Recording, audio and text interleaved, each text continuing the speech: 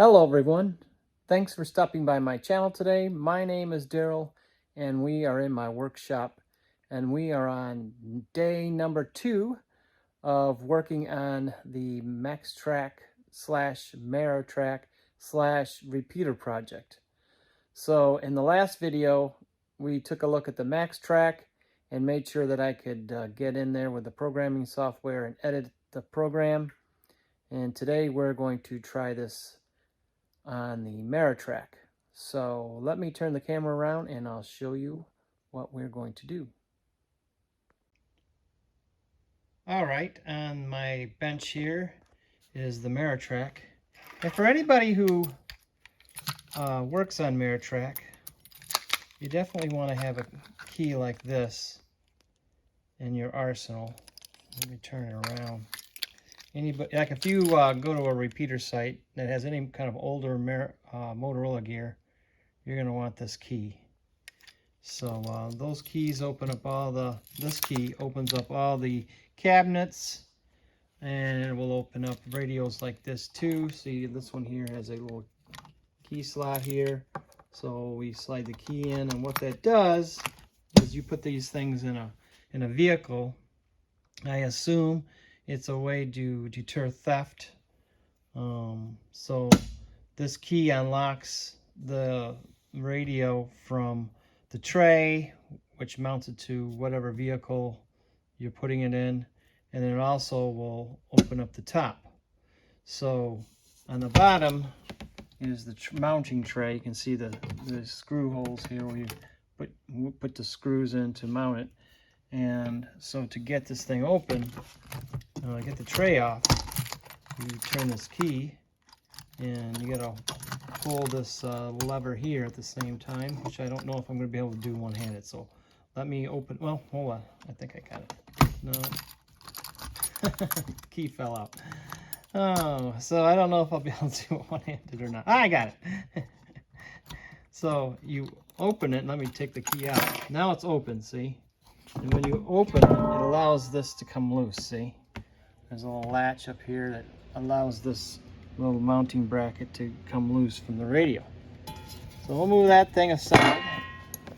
And then you want to get the cover off, right? Well, how do you get the cover off? There's no screws. There's no screws anywhere. Well, down here, there's a little push button. And you push that, and oh my goodness, the top comes off. How convenient. So this is the inside of our MARATRAC, and it looks pretty good. It's got a few, it looks like water drips in there, but that's not surprising to me.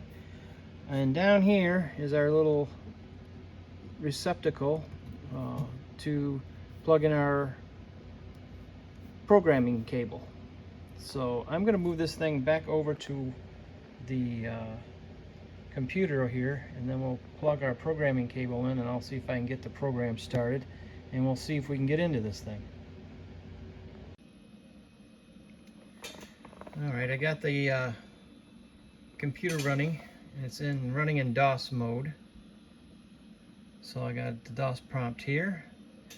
I got the cable hooked into the power. I got the jumper on we talked about. The radio is on. The rib box back there, it's turned on. And now I just plug this same programming cable that I used for the MARATRAC, and I plug it in to the MARATRAC. Now, the MARATRAC and the MARATRAC are pretty much the same radio, except for the MARATRAC has this high power PA on it.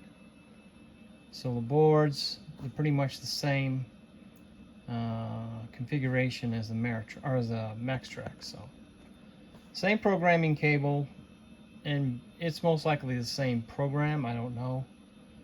I don't know if you can get a MARATRAC program to work with a MARATRAC. I have no idea. So let's navigate to our directory, which is this burn 3. Let's see here. Still hunting and pecking. Oh, I gotta do it right. I'll give you a little bit of a hand update. I got my stitches out and went in for the checkup and got my stitches out, and they looked at it, said everything's all right. It's looking really, really good today. Look at that. You can't really, if I wash my hands, you can't really barely see where the other scar was from the other surgery. But soon it will be 100%. I still have to be careful lifting things, like anything that's heavy. It hurts when you try it. Like if you're grabbing something, it hurts. So they have a little massage therapy thing you got to do to it to try to break down the scar tissue before it really forms there inside, you know, inside your hand where they made the incisions. So I got to start that. And that's never fun because it hurts a lot when you do that. But anyway, off to more fun things. So we are now in the burn directory, and we'll do a DIR and see what's in here. So we want to go, I think we want to go to this top one where it says MARATRAC. So we'll move to the MARATRAC directory. And then we're there, and then we'll do another DIR. Make sure that's the one, and that is not the one. I don't think so. So let's back out of that one. Do another directory search. What did I do here? Oh, we're not in the right directory. That's why. Jeez. Oh man, I got all this talking about my finger, and I got us in the wrong directory. There we go. Here we go. Now let's try it. Oh my goodness, it's not easy doing this one-handed. Okay, now we want to go into the MARATRAC directory. Okay, so change directory, MARATRAC. Now let's search the directory again. All right, so here we are. So we're going to run this right here. So type it in. What did I do? What did I type wrong? Let's see. Let me do it again.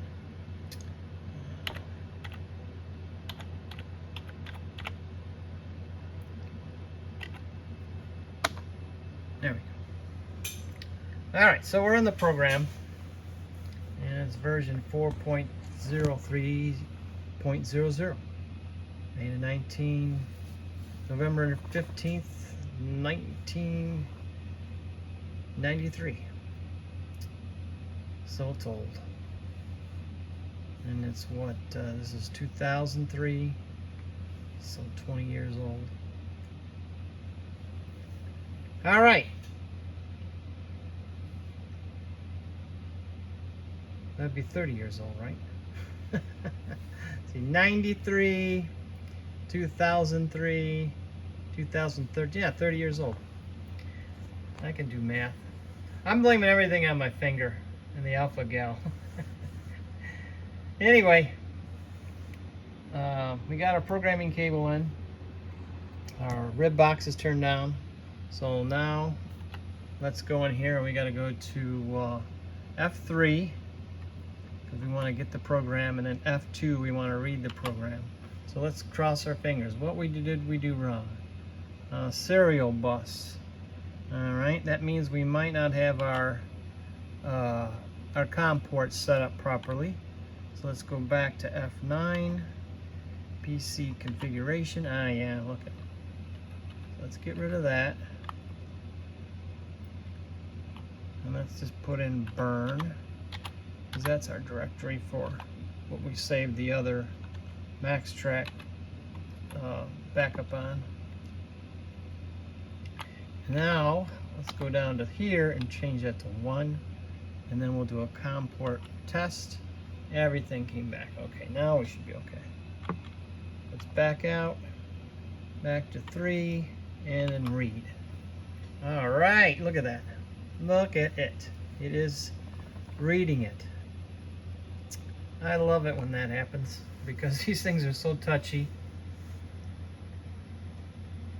sometimes you're pulling your hair out trying to figure out why it won't read. Well, it's reading a little bit faster than the MARATRAC. We'll see what what programming it. If that's the other one had already had the repeater split in it, so this one's probably the same way. So let's see here. We'll back out. Then we want to go to F4 and then F5 to look at the mode. Okay, so we're at 151.150. That's the input side of the repeater. So that's not what we want here. Let me go get my sheet and I will double check that frequency again. Be right back. Alright, it's been about a day later. Yeah, I got busy doing other things.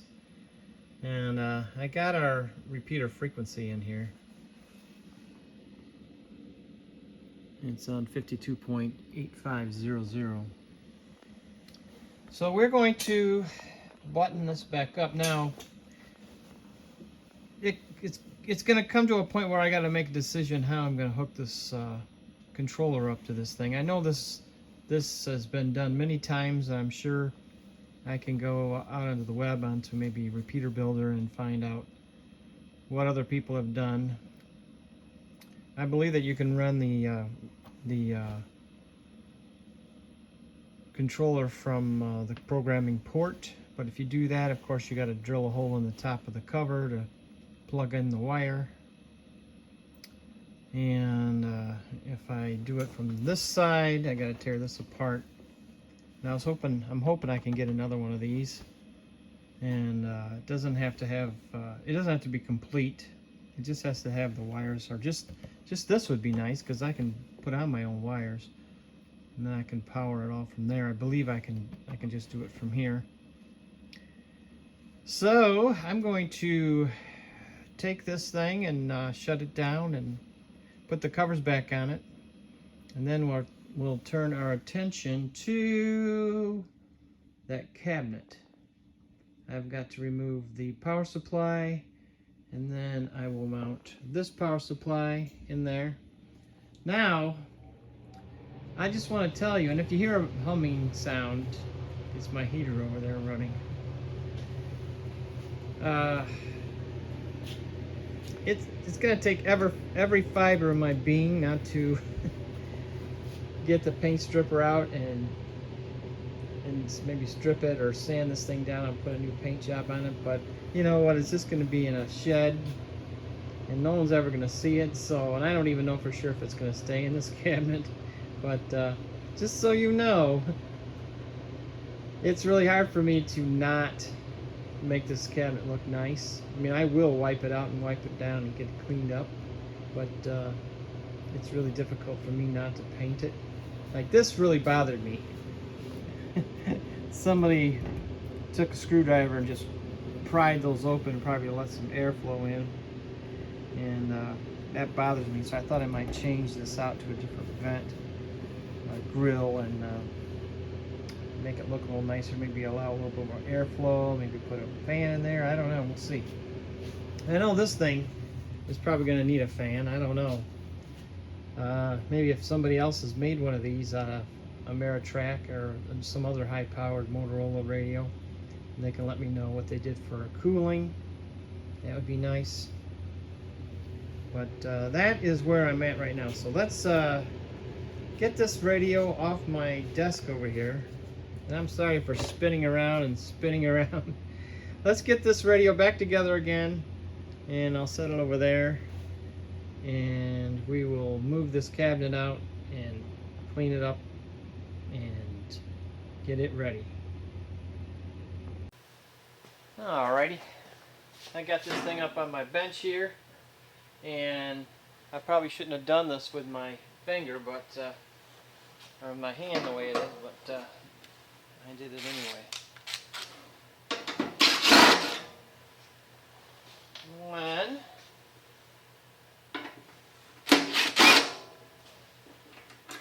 2. Let's see. What's under this thing? Ew. God. If you want to laugh, that goo is where these feet used to be. That is common with these power supplies, is the little rubber feet that they put on there breaks down over time. Turns into a goo. I have a couple myself that have turned into goo. So I'll have to try to clean that up with a putty knife, and we'll clean this up real nice. I'm not a big fan of this, so that might go. We will see. The only thing that this is going to run is the power supply. Yeah, pretty sure. This repeater is going to have Echo Link in it too, so I don't know if there'll be anything Echo Link related in there or not, but right now I'll keep that in there. But I might change that out to a rack mounted power strip. So let me get some cleaning materials here, and we'll try to clean this up.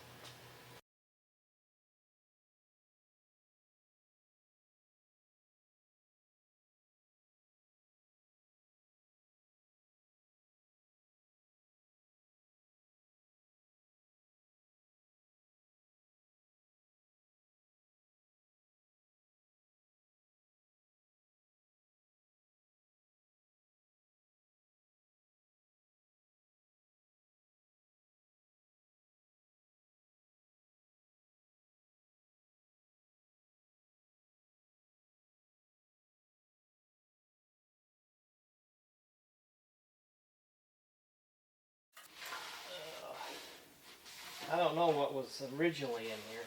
I don't know if this was just a cabinet that was bought, or there's probably some other repeater in here at some time. It was probably well before my time of being a ham, so I don't know. I stepped on some of that goo now on the floor, and it's on the bottom of my shoe. Oh, man. Let's get this thing off the ground. I gotta have to use the putty knife to get it back off.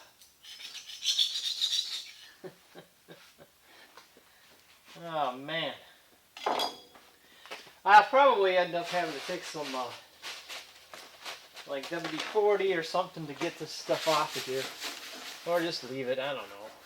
You think I'm being too crazy trying to get this cleaned up? I just like to work on clean stuff. I'm going to take this outlet apart and just check in there, get any bugs or anything that are in there out. These are the kind of things that it could make you have to come out to the repeater site, you know, in the middle of the night or something. I don't know. Just trying to be cautious. So there's the inside. I hope you can see that. I'm going to get some WD-40 on that and see if that'll dissolve that. The Simply Green didn't work too well on that, so we'll see.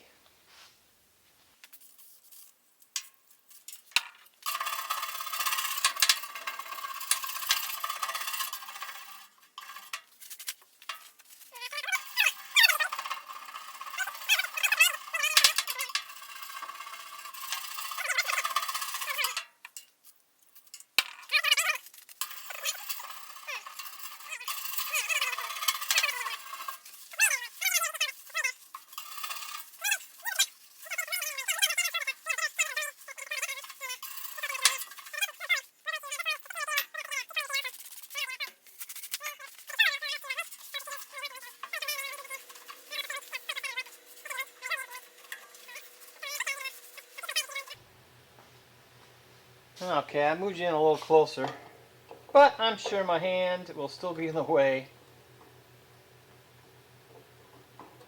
What do you think will be in there?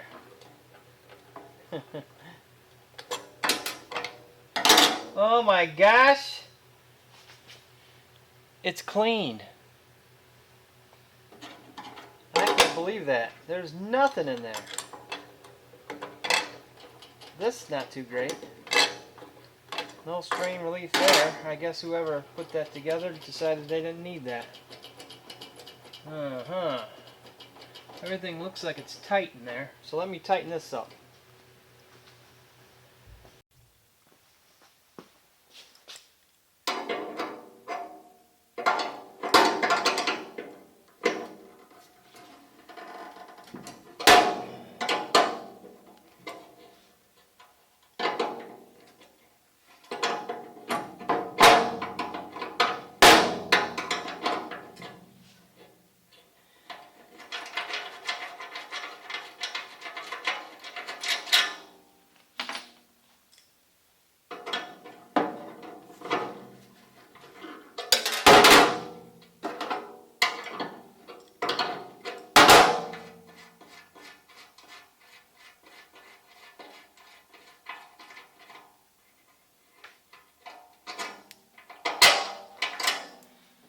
Alright. So I think what I'm going to do is I'm going to lay this thing back. And I don't know, I might have to prop it up a little bit on the back when this, I think it would be easier for me to just drop this power supply right in, because I don't have anybody here to help me hold it up. So I'll try to just drop it in from the top. So that's what I think I'm going to do. I might just get my sawhorses down and lay this on the sawhorses and just drop it in. Alright, I got my 4 rack screws, or mounting screws. Now I'm going to pick this thing up and lay it in there. And hopefully I don't drop it. And if I do drop it, you're going to see it. And you know what? I'm going to be hurt because this is my power supply. It's not the club's. And I don't want to wreck my stuff. So I've had this thing around since the early 90s, maybe 94, and it's been running like a champ since, so I really don't want to hurt it. So let's see if I can drop this thing in here. I only use it for like my own personal projects, or if I'm doing something like this. I don't usually use it for running any of my equipment, my ham equipment or anything like that, but I use it for projects like this, and I yank it out and put the permanent one in. So let's see if I can get this in here. You know, I'm not as young as I used to be, but this is not too heavy. Let's see if I can get it in here. A little bit. There we go. Look at that. I think that's even. Yeah. I like that.